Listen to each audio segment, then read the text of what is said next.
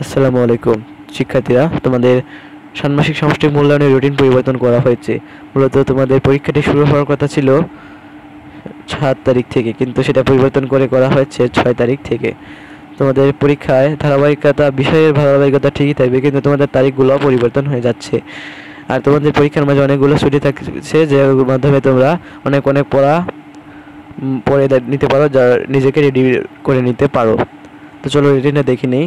এটা তোমরা দেখতেই পাচ্ছ, তোমরা স্ক্রিনশট দিয়েও রাখতে পারো।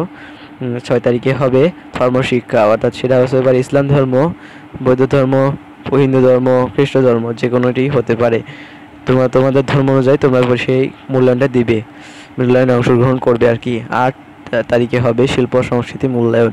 10 তারিখে হবে বুধবার বাংলা। আমি কিন্তু আগে বলেছিলাম যে এখানে অনেক অনেক ছুটি আছে, বিশেষ করে 15 তারিখ থেকে 20 তারিখে। 15 তারিখ এরপরে অনেক ছুটি থাকবে, তারপরে 20 তারিখে তোমাদের মূল্যায়ন শুরু হবে। তারপরে বাংলার পরে হবে 13 তারিখ ইংরেজি পরীক্ষা। 15 তারিখে হবে গণিত। 20 তারিখে হবে বিজ্ঞান।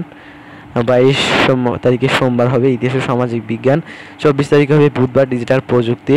27 তারিখে হবে শনিবার জীবন ও জীবিকা। 30 তারিখে হবে স্বাস্থ্য সুরক্ষা।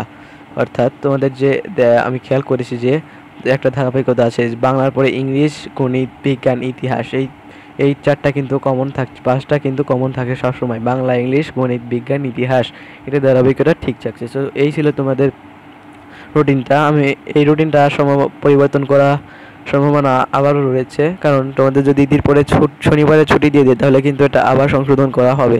তো তোমরা তার জন্য প্রস্তুত থেকো এবং আমার চ্যানেলটা সাবস্ক্রাইব করে যাতে আমি তোমাদের জন্য রুটিনটা সাথে সাথে নিয়ে আসতে পারি এবং তোমরা সেটা সাথে সাথে পেয়ে যেতে পারো। ধন্যবাদ সবাইকে।